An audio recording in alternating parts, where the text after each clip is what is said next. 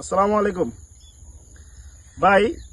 আজকে খুব সুন্দর একটা জায়গা আসছি, যে জায়গাটা মূলত খুব কম লোকে আসে, কারণ এই জায়গাটা হলো একটা নীরব একটা এলাকা, ঠিক আছে।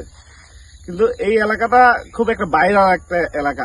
শুক্রবার বা শনিবার খুব বেশি লোক আসে, কিন্তু এই জায়গাটা দেখেন কি খুব একটা সুন্দর একটা জায়গা, চারিদিকে কাশফুল, আর রোড গুলা কিন্তু খুব মাটির রোড, ঠিক আছে।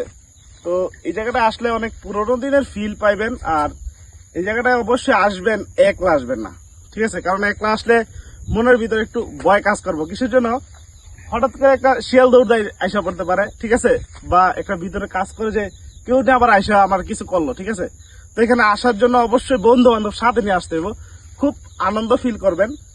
খুব একটা সুন্দর একটা জায়গা, ঠিক আছে। এই জায়গাটা মানে আমার একটা মনের মতন একটা জায়গা।